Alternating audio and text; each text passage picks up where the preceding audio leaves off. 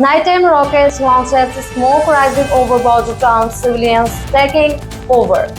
Tensions on the Israel-Lebanon border have now exploded into some of the worst violence in nearly 2 decades. So on one side, Israel bracing for a northern threat.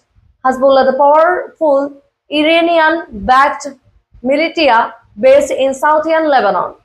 Rockets rain down, Israel strikes deep into Lebanon. Fears of full-scale war.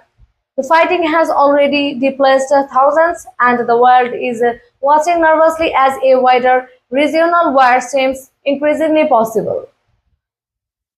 Northern Israel and southern Lebanon growing rate troop builds up on both sides.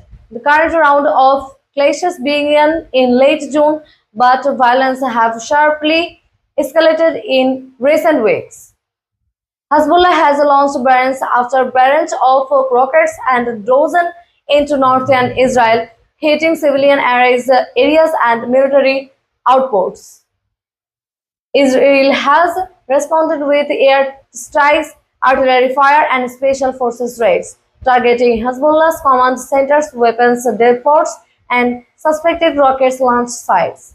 Drone footage of bombed out villages is Israeli Iron Dome intercepting rocket smoke trails in the sky. Israeli Defense Minister speaking to press, Hezbollah leader Hassan Nasrallah delivering televised speech. Both sides are ramping up the rhetoric. Israel's government says it will not allow its citizens to live under constant fire, and it is considering a border ground operation if the rocket attacks don't stop. Hezbollah's leadership says it's acting in solidarity with Gaza and will expand the war if Israel invades southern Lebanon. Nasrallah, all fronts open, IDF mobilize reservists. The threat of multi-front conflict is now real and terrifying. Civilians fleeing towns in northern Israel and southern Lebanon, overcrowded shelters, destroyed homes.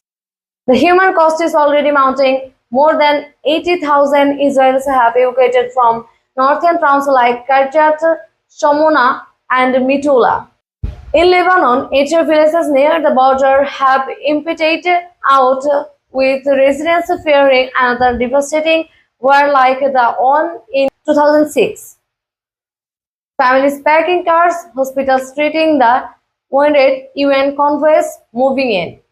The United Nations says both sides must de-escalate, but neither seems willing to back out. Iranian flags at Hezbollah's rallies, US worship in Mediterranean, IDF tanks mobilizing. Behind the front line is a dangerous geopolitical wave.